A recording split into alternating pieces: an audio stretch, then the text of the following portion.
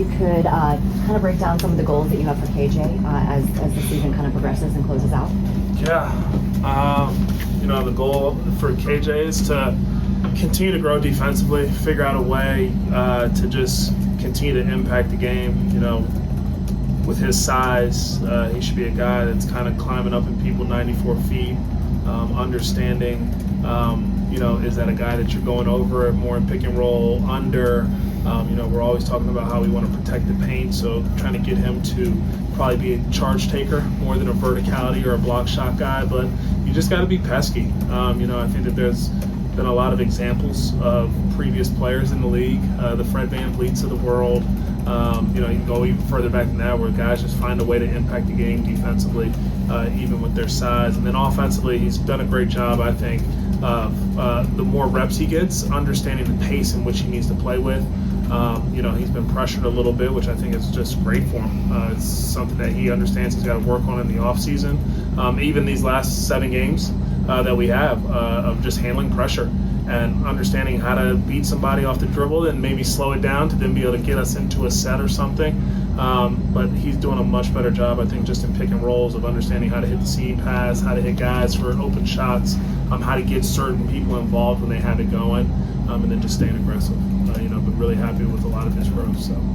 For Tijon, I did hear him talk after the game the other day, and he said that it kind of talked about how the game has slowed down. He's not jumping, he's not making as many movements. He's kind of a lot more in control. And I'm wondering what you've seen and what do you think has been the most beneficial in kind of getting him to that point?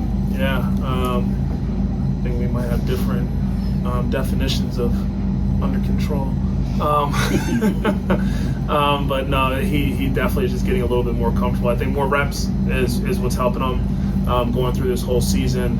I would say the staff does a phenomenal job with our daily vitamins, and so all the individual work he gets, all the combo vitamin work that he gets, I thought that the time that he spent in Greensboro was very beneficial to his growth and development.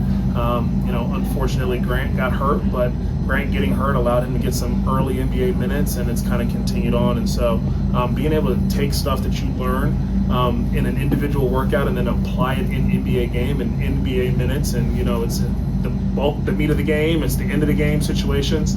It's all just starting to make sense, and he's so passionate about getting better and so passionate about the game, and you can see it with all the fist pumps and body language and just the passion he plays with. But watching film, I think, is another area where it's starting to make sense for him the more he sees it and processes it.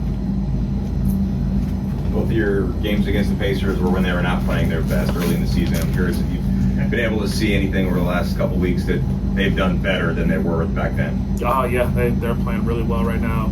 A big part of it, obviously, Halliburton, I think, has just been playing so much better, just getting himself going. He always does a really good job of getting everybody else going. I think the defense continues to just be come up with big stops at the right moment. I think some of the supporting cast has really been helpful too. So I think that they're just clicking on a lot of different cylinders. They seem like they're a little bit healthier now too. And so it'll be a great test for us today on the road for a team that's kind of battling and jockeying for playoff position.